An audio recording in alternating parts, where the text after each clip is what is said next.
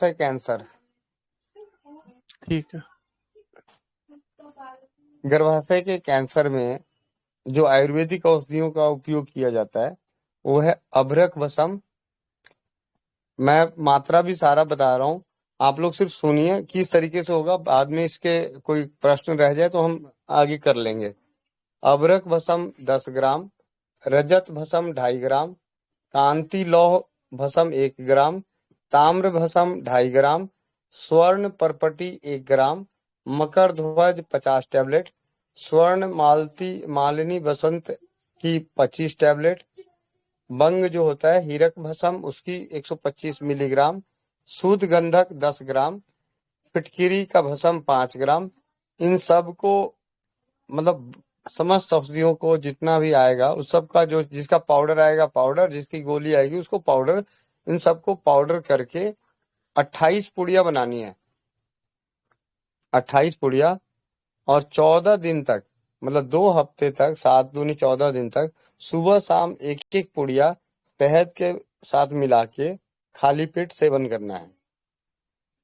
दूसरी चीज जो लेके आना है वो लेके आना है वरुण, आपको ये पंसारी से मिलेगा सारा, 800 ग्राम, पूर्णनवा 800 ग्राम, कचनार 800 ग्राम, हल्दी 400 ग्राम, कोरपड़ 800 ग्राम, मुलेठी 400 ग्राम, मजीठ 400 ग्राम, तुलसी 400 ग्राम, दालचीनी 400 ग्राम, पीपल की छाल 400 ग्राम, बबूल की छाल 400 ग्राम, नीम की छाल 400 ग्राम, मकोए 400 ग्राम। इन सब का आपको पंसारी से पंचांग या उसके जो भी चीजें उपलब्ध है, जैसे कचनार है तो कचनार का पंचांग मिल जाए, पंचांग, सिर्फ छाल मिले तो छाल, पुनर्नमा का पंचांग मिल जाए तो पंचांग, सिर्फ उसके जड़ का चूर्ण मिल जाए तो जड़ का चूर्ण, मतलब जो भी चीजें मिल रही है आपको, तुलसी के पंचांग मिल जाए तो पंचांग, और नहीं तो उसके पत्ते मिलते हैं तो सिर्फ पत्ते, इन सबको सूखा हुआ इनका पाउडर बनाना है इन सबको। और 10 ग्राम पाउडर 1 गिलास पानी में आधा रहने तक उबालना है और इसको छानकर सुबह और शाम पीना है। तीसरी चीज जो करनी है वो आपको घर में भी बना सकते हैं लेकिन बहुत मुश्किल है, तो आपको किसी भी कंपनी की जो भी आयुर्वेदिक कंपनी है उनका आप ले सकते हैं। इसमें है कचनार अर्क, केसर चोप चीनी अर्क, रक्त शुद्धि अर्क, अमृत संजीवनी अर्क। अमृत संजीवनी अर्क गिलोय के अर्क को बोला जाता है। इन चारों में से एक एक चम्मच आधे गिलास गुनगुने पानी में दिन में 3 बार सुबह दोपहर शाम इसको लेना है। देखिए ऐसा है, एक ऐसी समस्याओं का निदान है जिसमें आपको इतनी सारी चीजें मेहनत करनी पड़ रही है। तो एक तो हो गया ऊपर दवा, दूसरी हो गई, तीसरी और चौथी जो है त्रिदोष नाशक बटी, कचनार गूगल बट्टी, आरोग्य वर्धनी और चंद्र प्रभा बट्टी नंबर 1, 1 नंबर बट्टी, इनकी 2-2 गोली लेनी है। अब इन दोनों गोलियों को, इन इसकी गोलियों को, अब यहाँ 2 गोली, 3 गोली किसके लिए होगा, 1 गोली किसके लिए होगा, जिसका 50 किलो से कम वजन हो उनको 1 गोली, और जिनको 50 किलो से ऊपर वजन है 70 किलो तक उनको 2, और 70 से ऊपर जिनकी है उनको 3 गोली। लेकिन नॉर्मली क्या होता है कि हम जो कैंसर पेशेंट होते हैं, जो होते हैं, उनका वजन धीरे धीरे गिरने लगता है, तो एक एक दो गोली जन समान तौर पे है। अभी गोली लेके अर्क वाला जो है उसको मिला के उसके पीछे से वो पानी पी लिए, गोली को निगलने के लिए पानी चाहिए। सुबह वाला जो है वो उठते अपना पाउडर बना के वो पुड़िया, एक पुड़िया लिया, शहद में मिला के चाट लिया। आधे 1 घंटे बाद चाय की तरह चाय पीने का शौक है, काढ़ा बना के आराम से पी लिए। ठीक है। पथ्य में कौन सी चीज खानी है, कौन सी चीज नहीं खानी। अनाज में जौ, जौ से बनी चीजें, जौ का पानी, भुने जौ, साठी चावल, लाल चावल, 1 वर्ष से ज्यादा पुराना चावल, बाजरा, राजगिरा और मोर ध्वज, अब मोर ध्वज मुझे नहीं मालूम कि वो कहाँ पे किसका होता है, वो अलग बात है। लेकिन हम अब यहाँ पे भी वो समझने की बात है। हमारे पास जौ है, हम जौ खाएंगे, चावल है साठी चावल है, साठी चावल खाएंगे, लाल चावल है लाल चावल खाएंगे। कुछ नहीं मिल रहा है तो 1 वर्ष का पुराना चावल खाएंगे, बाजरा खाएंगे। राजगीरा अगर है तो किसके यहाँ की है नहीं है, वो अपना अपने हिसाब से देख लेंगे। दालों में कौन कौन सी दाल खानी है? मूंग की दाल, मसूर की दाल, मटर की दाल, कुल्थी की दाल, इनकी बनी हुई मतलब दाल खाना है। इनका सूप पी सकते हैं, और इनके छिलके नहीं उतरने चाहिए, छिलके समेत वाले चाहिए। मूंग की दाल भी मतलब साबुत मूंग का दरदरा होता है जो छिलका नहीं उतरा होता है। मसूर भी 2 टुकड़ों वाली जिसपे छिलका लगा हो, मटर भी। और दूध में देसी गाय का दूध, दही, मट्ठा और बकरी का दूध। तेल में तिल का तेल सेवन करना चाहिए जिन्हें गर्भाशय का कैंसर है। घी में देसी गाय का घी, बिलौना वाला ही उत्तम है। फल में जो लेना है, पपीता, सेब, अनानास, बेल, नारियल पानी, मौसम्मी, अमरूद, जामुन, फालसा, चीकू, पका आम, नींबू, अंजीर, आंवला, तरबूज, खरबूजा, यही फल खाने हैं। और ये जिस मौसम में आ रहे हो उसी मौसम में खाने हैं, उल्टे मौसम में नहीं मंगा के खाना है। हरी सब्जियों में लौकी, काशी फल जिसको सीताफल कहते हैं, पेठा, टमाटर पका हुआ, सहजन की फली, करेला, टिंडा, तूरी, ककड़ी, मूली, गाजर, प्याज, चौलाई, पालक, हरी मेथी, सूखा मेथी, सूखा मेथी और किकोड़ा। अब मुझे नहीं पता किकोड़ा क्या होता है, कहाँ की सब्जी है, वो आप लोग देख सकते हैं अपने अपने। सूखे मेवे में क्या क्या खाने हैं? मुनक्का, अंजीर, छुहाड़ा, पिंड खजूर, अखरोट, बादाम, पिस्ता, काला मुनक्का, नारियल, चिरौंजी और छोटी वाली दाख मतलब किशमिश। मसाले में काली मिर्च, धनिया, हल्दी, पुदीना, जीरा, हींग, प्याज, लहसुन, दालचीनी, तेजपत्ता, अदरक, बड़ी इलायची, लौंग, जावित्री, जायफल, अजवाइन, सेंधा नमक, राई, ये मसाले इस्तेमाल करने हैं।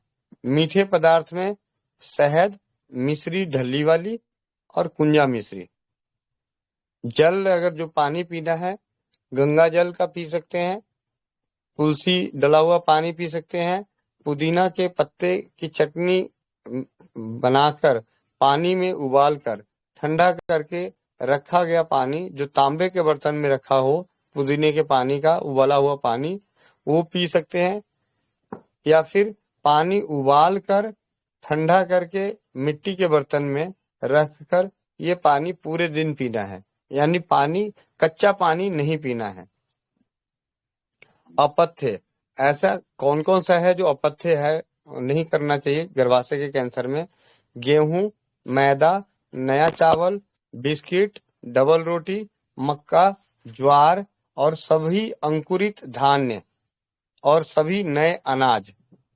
दाल में उड़द की दाल, इससे बनी हुई चीज, तुअर की दाल, चने की दाल, चने का बेसन कोई भी, और मैदा की बनी हुई कोई भी। खटाई में सभी तरह की खट्टी चीजें, खटाई खास करके इमली, आमचूर और कोकम की, इसका सेवन नहीं करना है। चिकनाई में भैंस का घी, भेड़ का घी, चर्बी और किसी भी सभी तरह के खाद्य तेल या उनसे बनी हुई चीजें। दूध में भेड़ का दूध, भैंस का, जर्सी गाय का दूध, इनके दूध और इनसे बनी हुई दही, छाछ, मट्ठा, मावे की मिठाइयाँ, ये सब चीजें नहीं खानी है। मांस में सभी प्राणियों के मांस, अंडे, मछली, मुर्गा, तीतर, कबूतर, ये नहीं खाने। मसाले में लाल मिर्च, हरी मिर्च, सादा नमक, राई, सरसों और सभी अचार वाले मसाले नहीं खाने हैं, जो अचार में डलते हैं। अचार में यही राई सरसों डलती है। फल में फल जो ठंडा पैदा करे और स्वाद में खट्टे हों, उनका सेवन नहीं करना है। जैसे केला, अमरूद, सीताफल, खट्टे अंगूर, संतरा, मौसम्मी, खट्टे मौसम्मी, मतलब जो भी खट्टा हो वो नहीं खाना। शीतल पेय सभी कोल्ड ड्रिंक्स, फ्रिज का पानी, बर्फ डला पानी, आइसक्रीम नहीं खाने। सूखी भाजी में सुखाए गए साग सब्जियां नहीं खानी, सुखाए गए मांस नहीं खाने, आलू, अरबी, शकरकंद और जिम्मीकंद नहीं खाने। मीठी चीजों में गुड़ नहीं खानी, शक्कर नहीं खानी और इनसे बनी हुई चीजें नहीं खानी। मीठी चीजों में खानी है तो शहद और मिश्री। नशीली चीजें चाय, कोका कोला, कॉफी, शराब, सिगरेट, तंबाकू, गुटखा, जो भी है नशीली चीजें वो सेवन नहीं करना है। ये है हमारे गर्भाशय के कैंसर के आयुर्वेदिक काढ़ा, आयुर्वेदिक औषधि, आयुर्वेदिक भस्मों की औषधि और आयुर्वेदिक अर्क। इनका सेवन करने से गर्भाशय के कैंसर में अभूतपूर्व परिणाम देखने को मिलता है। और जिनको भी कैंसर की समस्या है शरीर में और उनके पास रिपोर्ट है, मैं उन सभी से विनती करूंगा कि वो अपने जीवन के 10 दिन, जो भाई राजीव दीक्षित जी अपने व्याख्यानों में बताए थे, पंचगव्य चिकित्सा के ऊपर, गौ माता की महिमा के ऊपर जब बातें करते हुए उन्होंने जिस हॉस्पिटल का जिक्र किया था कि एक जैन समाज गौमूत्र पे जब उन्होंने कैंसर का इलाज बताया था, तो उन्होंने इस बात का जिक्र किया था कि कुछ लोग जैन समाज आगे आकर गौमूत्र चिकित्सा से कैंसर पे अनुसंधान और वो चिकित्सा करने का हॉस्पिटल बना रहे हैं। तो वो हॉस्पिटल जो है बड़े दिनों बाद, मतलब हमें मालूम पड़ा कि वो हॉस्पिटल, क्योंकि उन्होंने बलसाड़ बोला था और वो बलसाड़ सबसे पता चला कि कामधेनु गिरवर ट्रस्ट करके गौशाला है, वो आयुर्वेदिक पे इलाज करती है कैंसर का। तो जिनके भी जीवन में कैंसर की रिपोर्ट आ जाए तो एज ए पिकनिक समझ के, जो मर्जी समझ के, 10 दिन के लिए उस जगह जाके जरूर रहें, क्योंकि वहां 10 दिन रहने के रोगी रोगी के साथ जो भी पीड़ित है, पीड़ित और उसके साथ उनका एक सहयोगी, इन दोनों का रहना, खाना, पीना और दवा पूरी तरह से 10 दिनों के लिए निस्वार्थ और निशुल्क है। रजिस्ट्रेशन फॉर्म पे रजिस्ट्रेशन करने के लिए 1,000 रुपये लेते हैं। आप चाहें तो वापसी में आने वाले दिन वो 1,000 रुपये आप वापस भी मांग सकते हैं। अगर आप नहीं मांगते हैं तो ऐसे 1,000 रुपये फीस है, और 1,000 रुपये में 2 आदमियों को 10 दिन अगर 3 टाइम का भोजन मिल रहा है, यही समझ के भी जाके रह ले इंसान। क्योंकि वहां पे जो दिनचर्या समझाई जाती है, सिखाई जाती है, वो अपने आप में बहुत ही अद्भुत है। एक है कि कहीं भी आप गए कैंसर का इलाज करने, उन्होंने आपको एक दिनचर्या का पर्चा पकड़ा दिया, और एक ऐसी जगह है जो आपको 10 दिन रख के उसी दिनचर्या पे आपको प्रैक्टिस करवा दिया। तो कौन सा इलाज ज्यादा अच्छा है? तो ये चीजें हमें जाननी पड़ेगी। तो जो भी भाई बंधु कैंसर से पीड़ित हैं और उनके आसपास में कोई भी हैं, तो आप उन्हें बोलें कि भाई आप इलाज कराओ या ना कराओ, 10 दिन एक बार वहां जाके रह के आ जाओ। पता चल जाएगा कि हमें किस तरीके से रहा जाता है, क्या खाया जाता है, क्या नहीं खाया जाता, वो आपको जानने को मिल जाएगा। इसके साथ ही अगर आप किसी का कोई प्रश्न है तो आप पूछ सकते हैं। और रह गई बात उसका गिरवर जो है कैंसर हॉस्पिटल का, तो उसकी जो मतलब नंबर है वो मैं अभी आपको ग्रुप में डाल देता हूँ। आप किसी भी भाई बंधु को एज ए मदद करने के तौर पे, कि उनके हम, क्योंकि हमने इलाज नहीं करना, हमने मदद करनी है। हमारा प्रयास हमेशा मदद का है कि हमें मदद करनी है। किसी भाई बंधु का कोई प्रश्न हो तो आप पूछ सकते हैं। कोई जो भी मेरे को जितनी समझ होगी उतनी समझ से आपको बता सकता हूँ।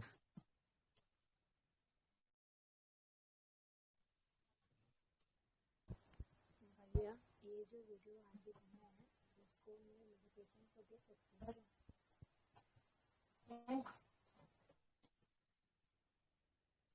शायद आप में से किसी को कोई प्रश्न भैया नहीं है। भैया ये इतने अच्छे। बताओ कि ये जो गर्भाशय है, ठीक है, हम्म। क्या ऐसा लेडीज लोग को करना है कि उनको एक तो जो मेंसेस है, मतलब जो माहवारी होती है वो टाइम पे आए, उसमें कोई इशू ना हो, और ये सब जो है हो ही ना, क्या ऐसा करना कि हो ही ना।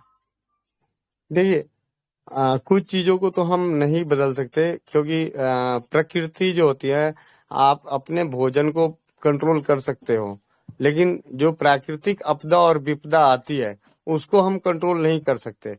जैसे आज मुझे ध्यान नहीं है किसने बोला था।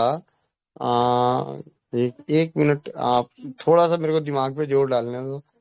उन्होंने बोला, हाँ, मोनिका बहन नहीं, मोनिका नहीं, नहीं, इसका था। मैं अभी जैसे याद आ जाता बताऊंगा। मतलब एक दीदी थी, अभी 28 तारीख को ही उनका पीरियड खत्म हुआ था। उसके बाद अभी 2 दिन 3 दिन पहले कुछ घर में ऐसे ही हादसा हुआ या कुछ हुआ, तो दोबारा आ गया, मतलब दोबारा देखने को आ गया। तो कुछ चीजों को हम कंट्रोल नहीं कर सकते। तो यहाँ से एक चीज और बहुत अच्छे तरीके से है कि योनि प्रक्षालन। योनि प्रक्षालन एक ऐसी विधि है, आयुर्वेद के अनुसार और परंपराओं के अनुसार, उसको करने से महीने में अगर कोई स्वस्थ है तो महीने में एक बार करे।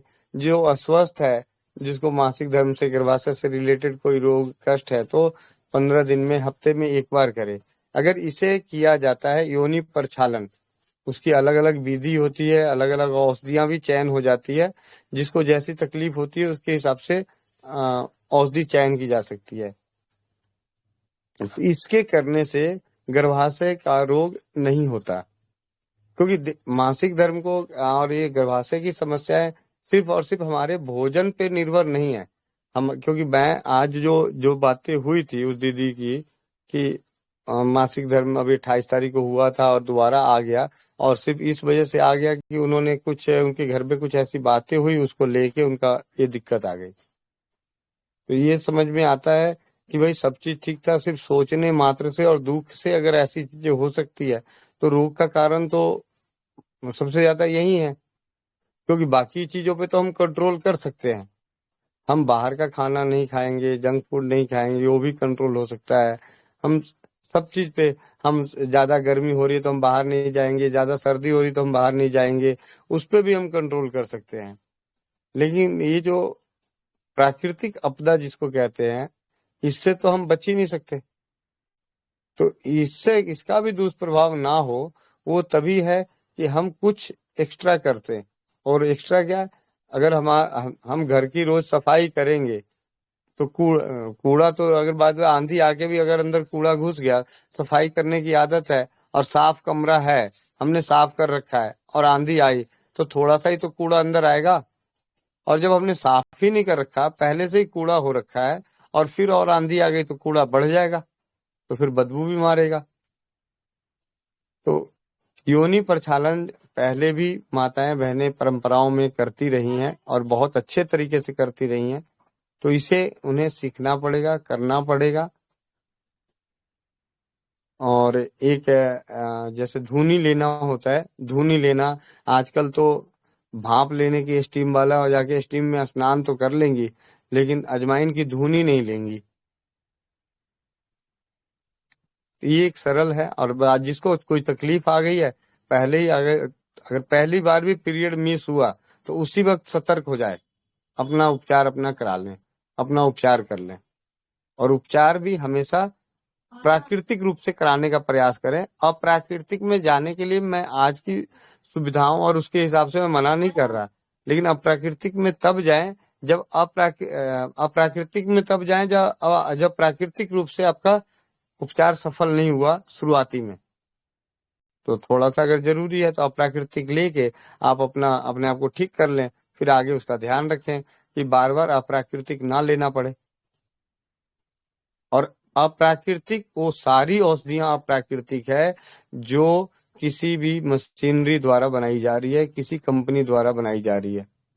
चाहे वो जितना मर्जी आयुर्वेद हो, जो मर्जी जड़ी बूटी हो, कुछ भी हो, अगर वो पैक है तो अप्राकृतिक है। अगर वो पैक है तो अप्राकृतिक है। हाँ, ये जरूर है कि उसमें अप्राकृतिक की कोई कम या ज्यादा क्वालिटी में, गुणवत्ता में कम या ज्यादा हो सकता है, लेकिन अप्राकृतिक और प्राकृतिक की परिभाषा तो सबसे सरल यही है कि जिसको आपने अपने आंखों के सामने किया है वो ज्यादा प्राकृतिक है, और जो पैक होके आया वो अप्राकृतिक है। तो अप्राकृतिक औषधियों का हम सेवन अपने उसके अनुसार कर सकते हैं।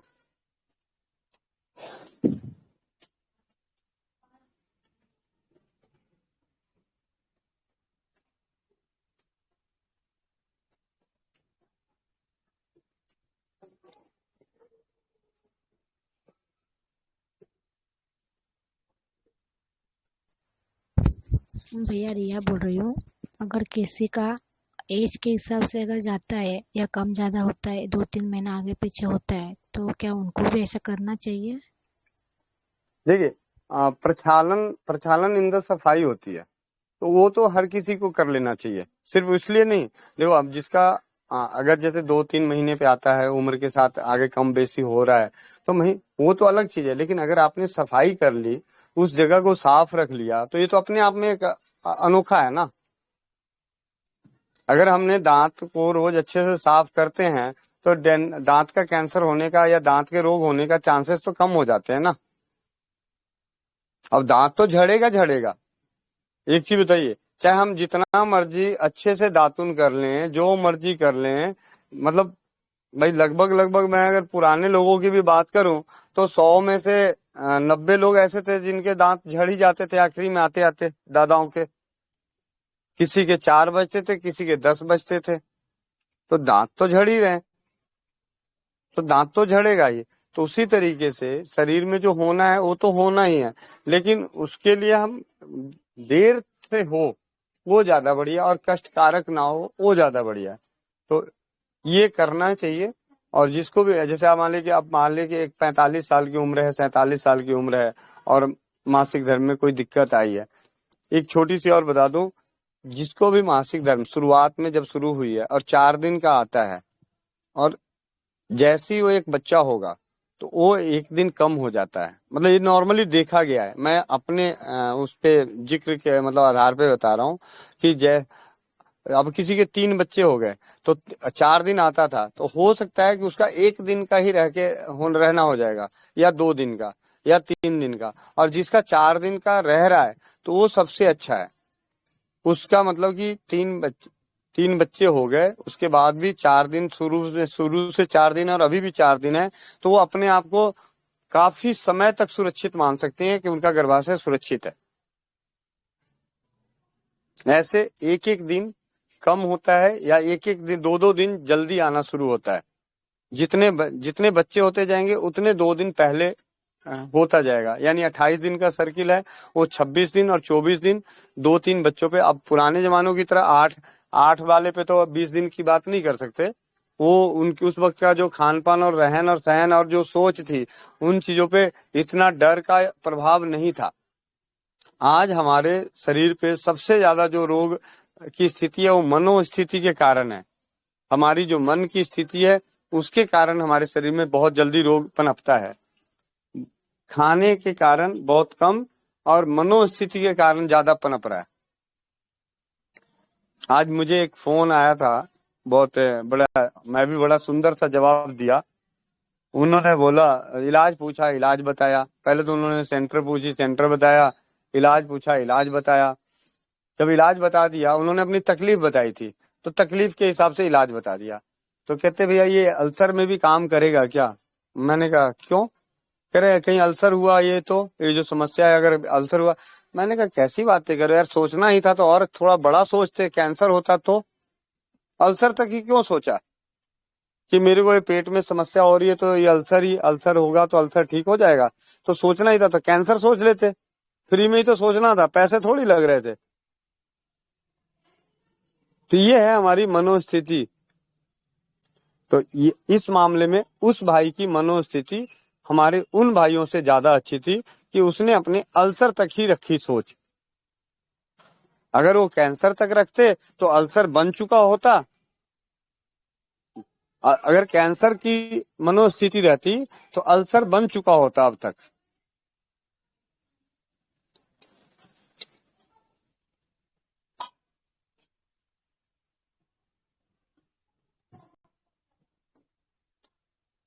आज के सत्र को यहीं समाप्त करते हैं। मेरा एक प्रश्न है कि क्या कर सकते, फिर उसके लिए क्या करना चाहिए? आपने कुछ बोला, वो समझ में नहीं आया मुझे। कोई बात नहीं, हम कल के सत्र में बात करेंगे कि मासिक धर्म जब आता है तब, और मतलब रजो अवस्था से लेके शुरुआती अवस्था से आखिरी अवस्था तक, उस बीच में क्या क्या चीजें होती है और क्या क्या चीजें करनी चाहिए, मैं कभी भी कल में परसों में जब भी होगा, मैं आप लोगों को जरूर, जो मुझे मालूम है और जो पिछले 5-6 सालों में सैकड़ों हजारों बहनों की समस्याएं सुनी हैं और उनमें कष्टों को, तो उनको कष्टों को दूर करते हुए, जैसे कहीं पे तेज पत्ता, कहीं पे मेथी, कहीं पे शतावरी, कहीं पे चूना, और इन सब चीजों को कैसे समावेश करें, कैसे हम अपनी समझ बनाएं कि कौन सी चीज हमारे लिए ज्यादा सही है, इन सब चीजों पे भी चर्चा परिचर्चा करेंगे। जो मैंने देखो, मैंने जो 6 साल मुझे लगे हैं, उन 6 सालों को तो मैं सेम उस तरीके से तो नहीं, लेकिन जो अनुभव है उसके हिसाब से बता सकता हूँ कि, क्योंकि सबसे ज्यादा है, मैं पढ़ने से भी ज्यादा आपको बताऊं, मैं जितनी किताबें पढ़ी या जितने ऑडियो सुने या जो भी सुने, उससे कहीं ज्यादा मैंने लोगों की कहानियां सुनी है। उसका एक्सपीरियंस शायद मेरे पास, मैं कहता हूँ कि मैं उन दिनों जब शुरुआत राजीव भाई को सुन के इस काम को कर रहा था, तो मैं बड़े प्यार से पूरी बात, पूरी कहानी, सब चीज सुनता था, सारी चीजें जानता था। तो वो मैं कह सकता हूँ कि मुझे थोड़ा सा उसकी वजह से शायद ऐसा कह सकते हैं कि जितना हिस्ट्री सुनी है उस वजह से मुझे थोड़ा सा अलग से लगता है कि इसीलिए हैंडल कर, मतलब जो कहते हैं ना, इस कदर तक दुख झेल चुका हूँ ना, सुन चुका हूँ कि मुझे बाकियों के दुख कभी उतना वो लगता है, मैंने कहा यार ये तो उस वाले, उसकी उस वाली बहन से तो कमी है, ये क्यों मरने खामा का रोती हुई रोने का ना रोने जैसा कर रखी है। इन बातों पे हम बात करेंगे। दिक्कत बात दीदी यहाँ नहीं है, हम ना चिकित्सा, ना ही मैं चिकित्सा की बात कर रहा हूँ, मुझे तो सिर्फ एक ही चीज होता है कि हमें जागरूकता की बात करनी है। जागरूकता, वो भी जागरूकता नहीं कि डर वाली जागरूकता की बात नहीं करनी।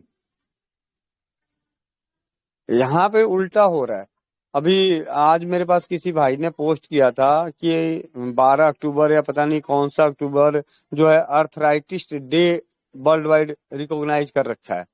मतलब आपने एक डे रिकॉग्नाइज किया है ताकि लोगों को ये पक्का डरा दो, मतलब हर चीज का डर किस कदर हमारे दिमाग में बैठा रहे, उसको इन लोगों ने कहीं नहीं छोड़ा। मतलब मैं उल्टी बुद्धि से, दूसरी बुद्धि कहेंगे नहीं यार ये तो सही बात है, एक दिन कम से कम कैंसर के बारे में जागरूक कर रहे हैं, ये सारी चीजें, कैंसर डे, हार्ट का डे, ये सारी डे, मैं ये डे नहीं मना रहे, ये हमारे दिमागों में उस रोग का छाप हमारे मन में, हमारे दिलो दिमाग में बैठाने का प्रयास कर रहे हैं। जागरूकता नहीं है ये असली जागरूकता नहीं है, ये तो असली डर की जागरूकता है, डर के प्रति ये डे मनाना।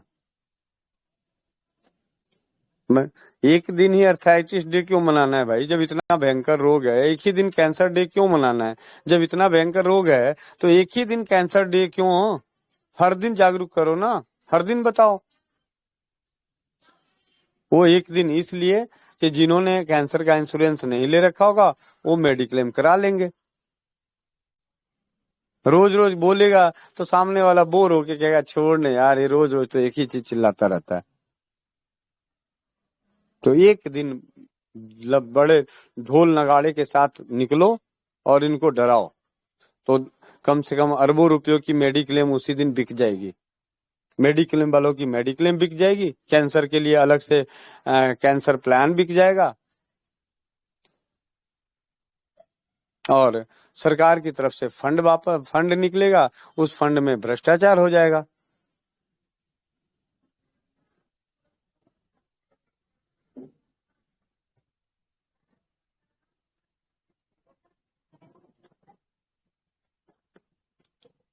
वंदे मातरम। आज सत्र को यहीं समाप्त करते हैं। कल फिर मिलते हैं नए जोश नए जुनून के साथ स्वस्थ समृद्ध परिवार निर्माण के प्रयास में। आप सभी भाई बहनों का तहे दिल से शुक्रिया, नमन, वंदन। जितना आप लोगों का सहयोग है, मैं आप लोगों के जो हमारे साथ सहयोग बना हुआ है उसकी लिए शब्द मेरे पास है नहीं। सिर्फ प्रार्थना ही यही करूंगा और आप हमारे लिए यही करें कि हमारी सद्बुद्धि बनी रहे और आप लोग शेर शेरनी बने रहें। वंदे मातरम। वंदे मातरम भैया। नमस्ते भैया। भैया कहने का मतलब है डर से मत डरो, डर के आगे जीत है, माउंटेन ड्यू फिट रहो। Yes yes. ये हंसी मजाक की बात थी, भैया का कहना बिल्कुल सत्य था। डर से मत डरो, डर को पालो, डर के आगे सोचो कि करना क्या है, इसको कैसे काटना है, कैसे निकलना है, तो ही कर पाओगे। ये सत्य है जीवन का। सोच के बैठे रहोगे तो नहीं कर पाओगे।